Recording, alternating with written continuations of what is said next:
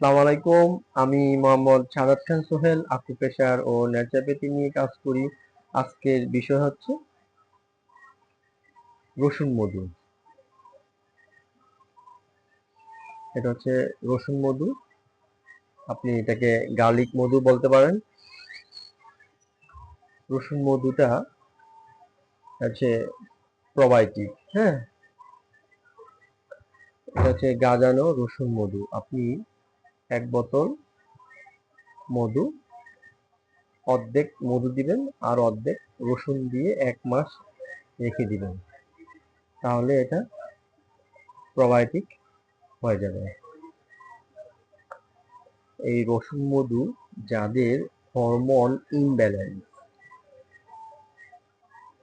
আপনারা প্রতিদিন সকালে 1 চামচ মধু খাবেন আর 2 কোয়া রসুন খাবেন, তাহলে এভাবে প্রতিদিন আপনি খেলে আপনার হরমোনটা ব্যালেন্স হয়ে যাবে।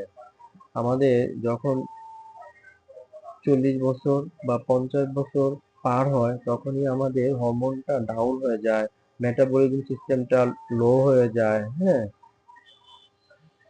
এলডিএল রিপিট পাওয়ারটা বেড়ে যায়। হ্যাঁ, এলডিএলটা ঠিক নাই, দেখা যাচ্ছে এইচডিএলটা কমে গেছে, এলডিএলটা বেড়ে গেছে, টিজিটা বেড়ে গেছে, ট্রাইগ্লিসারিনটা বেড়ে যায়। হ্যাঁ, তো আপনারা যদি প্রতিদিন সকালে ঘুম থেকে উঠে নাস্তা খাওয়ার আগে 1 চামচ মধু আর 2 কোষ রসুন খাবেন, এভাবে প্রতিদিন খেলে আপনার হরমোনটা ব্যালেন্স হবে। আমাদের রোগ প্রতিরোধ রোগ হয় কেন? আমাদের হরমোনটা ডাউন হয়ে গেলে আমাদের শরীরে রোগ আসে, তখনই আমাদের নানান ধরনের নিত্যসঙ্গী রোগ দেখা দেয়।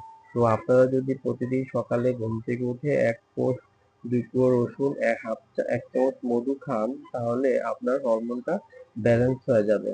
হ্যাঁ, ধন্যবাদ। ভালো থাকবেন। যাদের কাছে আমার এই ভিডিওটি ভালো লাগছে আপনারা আমাকে লাইক দিবেন, শেয়ার করবেন এবং কমেন্ট করবেন। ধন্যবাদ। ভালো থাকবেন।